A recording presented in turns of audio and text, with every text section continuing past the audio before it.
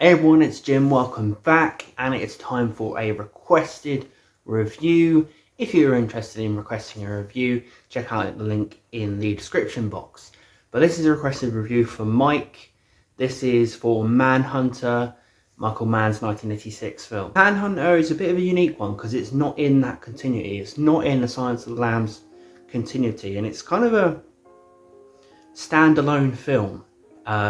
And you know, the first attempt at adapting the kind of Hannibal Lecktor universe, but it's kind of got forgotten and kind of become more of a cult film. Obviously, he went on to have this massive series of Hannibal Lecktor films, and Manhunter kind of got, you know, left behind. You know, that's such a shame because Manhunter is a fantastic movie. Michael Mann made a disturbing, almost masterpiece in this, I must say. If you've only seen Silence of the Lambs and the films in that series, Manhunter is going to be a bit of a shock to you. It's a completely different approach by Michael Mann.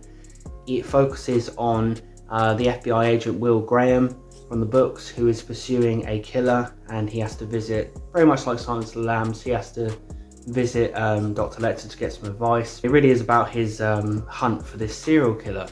And Michael Mann tends to take a low-key, darker approach, almost, in a way, like a very Stanley Kubrick-esque approach to direction this. I've heard people say that Manhunter is too stylish. You know, it's full of music, it's full of you know, visual cues and colours and tints and this and that. But in a way, you know, I kind of see what they're saying, but in a way, I say this is more low-key than Silence of the Lambs and films like that, because yes, there's stylish, there's music, there's colours, there's tints, but it is still a very slow-paced, contemplative film that builds up the uneasy atmosphere, that builds up the disturbing feeling. Whereas you got Silence of the Lambs, yes, you know, it's not full of music and full of loads of striking visuals in your face, but I feel like the approach to the characters is a bit more in your face in Silence of the Lambs than it is here. For example, the presentation of Hannibal Lecktor. Obviously, we all know that Anthony Hopkins wanted to just give you this performance that immediately hooked you and grabbed you. You know, you can take, for example, the scene where Clarice is going to visit Lecter for the first time. It's built up, there's music, it's built up. Hopkins is bringing his A-game disturbing performance, and it's a real build-up as she moves through, walking into hell, basically.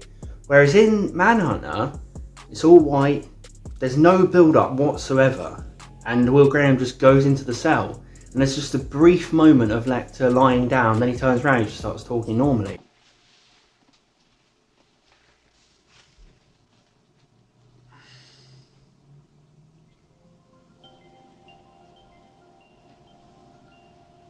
That's the same atrocious aftershave you wore in court 3 years ago.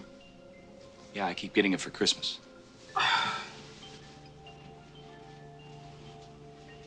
Did you get my card? I got it, thank you. And how is Officer Stewart? The one who was first to see my basement. Stuart's fine. Emotional problems, I hear. Do you have any problems, Will? No. I feel like that's a great marriage that Michael Mann has in this. I feel like it's the music and the visuals that create the kind of that grab you. He doesn't take that approach to the characters. He gives the characters time to breathe and time to you know, get under your skin. Whereas Silence of the Lambs, I think it's the other way around. William Petersen as Will Graham is fantastic in this.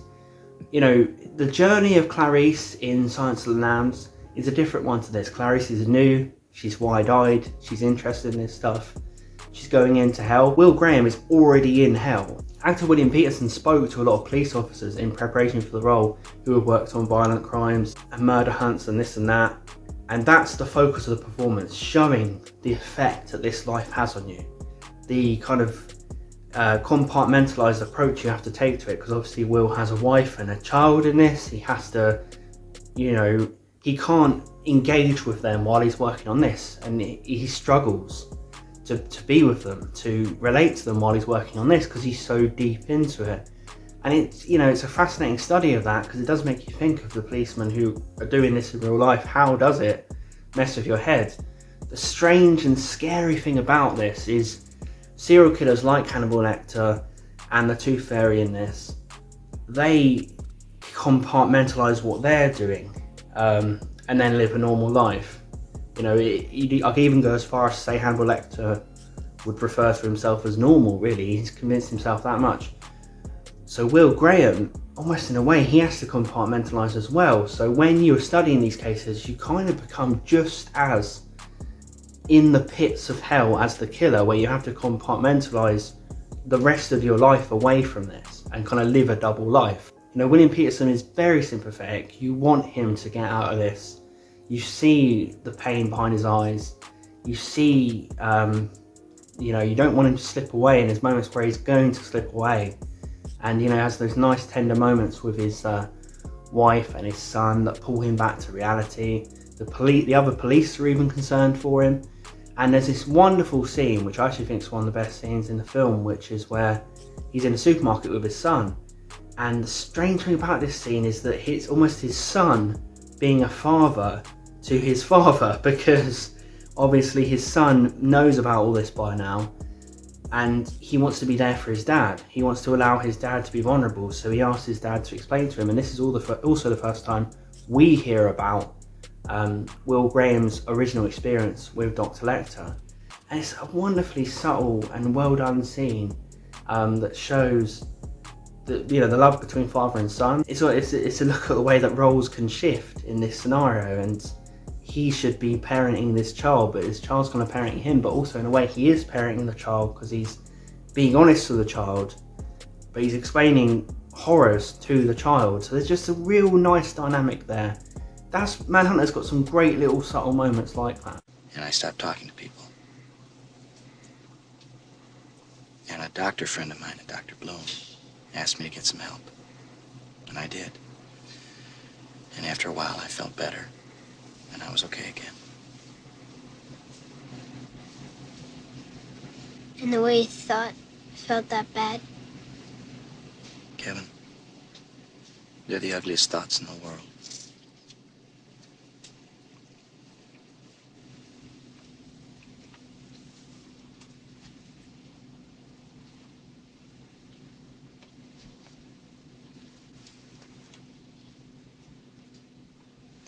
So what kind of coffee do you like? Huh? You like that Folger stuff, right? Yeah. Mom likes that too. When can we go home, Dad? I don't know, Kevin. Brian Cox is great as Hannibal Lecter. I mean, he brings the kind of arrogance of Lecter and the unassuming nature of Lecter. I don't know which I prefer more. I'm going to have to rewatch Silence of the Lambs, because every time I watch it I'm blown away by Anthony Hopkins' performance. But I just think there's something special about Brian Cox's role in this. I feel like the way he approaches it, he keeps the mystery of the character, but he brings forth the kind of English sophistication of Lecter, where he just can talk normally about this horrifying life he has. And it's almost more disturbing that way, that he's not trying to scare you, but you just know the horrors that he's done. And because of the horrors that he's done, he's scary, and that's basically it. And I think Brian Cox does that. It's such a minimal, laid-back performance, but it's great. And after Will has interviewed Lecter there, he runs out of the prison, which I would do that too. You know, and so that's very relatable. This man holding on to his humanity. He's still horrified. He's still terrified of these monsters that he's involved with. He's not become that desensitized to them yet.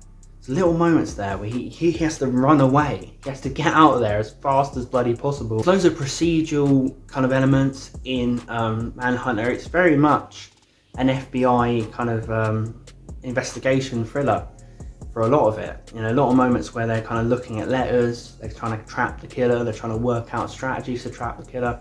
I always love stuff like that in movies, so I appreciated that as well. First time you see the Tooth Fairy, the killer, played by Tom Noonan, is just so chilling and so disturbing and just so odd. You know, I think the approach that Manhunter takes is oddness and off-kilterness and things that don't seem right. You know, very subtle the fear in Manhunter. And you know, Tom Noonan, the way he approaches that character, it makes your skin crawl. It's terrifying, but he's also almost sympathetic. You know, you have this moment where he meets a blind girl at work. He takes her home, and it's so horrible. Where he sat there with her, watching his videos of the women he's going to murder next, as like a home video. She obviously can't see it, and he's looking at her. And it's this weird, very weird dichotomy, because she starts to show affection to him and like him, and obviously he's never probably been liked by anyone in his life before, regardless of romantic or not. Kind of gets through to him in a way. It's so sad and tragic that she has to kind of go underneath, because she can't see any of this. She doesn't know anything about it. So she goes underneath and almost sees the remnants of the human being that's there. She somehow manages to touch the person inside, but it's still so fucked up, because he's still gonna snap, he's still gonna do what he's gonna do, but there's just little odd tender moments there, but it's all ruined by his obviously his approach to it, because he goes like, he turns into a bloody fruitcake again. At the end of the film, he ends up kidnapping her, and that ends up being the final culmination. But the way he tortures this blind girl, well, it's so wrong, it's so bad. You feel so bad for this blind girl, and you see that he's just so far gone now. He's so far gone, and Michael Mann he inserts so much into this to kind of create mood. You know, there's lots of progressive rock that plays in this, and I always feel like, you know, with progressive rock and with odd experimental music, you put it in a horror, you put it in a thriller, and it really creates tension, it really creates suspense. But it also creates, you know, this movie still also has this 80s sense of cool to it, you know, and 80s aesthetic. And I really like that about it as well. It is 80s synth running throughout it. So, you know, it all comes together. Manhunter stands out. It really, really does. And that's why I'm so sad it became forgotten. But these days it does stand out. You put it against so many police procedural horror films and thriller films, it's going to stand out. It's going to be a benchmark. I just feel like people weren't really ready for it at the time. Michael Mann was a very ambitious director, and, you know, went on to make films such as Heat. You know, he was always pushing boundaries, and I feel like now we look back at Manhunter, we see those boundaries pushed, and it's such ahead of its time film, but also still an 80s film. You know, and that's another, you know, you love that about it. It feels 80s, but it feels ahead of its time. It's just expertly done by Michael Mann. But thanks to Mike very much for requesting this. He actually has 2 more movies that he requested, so we'll get to them very, very soon. I can only apologise it took me so long to get to this one. I kind of took a week off. We've discussed this, so he's fine with it. But yeah, if you want to request anything, check out in the description. But thanks for watching, everyone. Let me know if you've seen Manhunter and what you think of the film. Do you think it's underrated? Do you think it's overrated these days? Let me know. And subscribe if you're a movie geek just like me. I'll see you guys next time.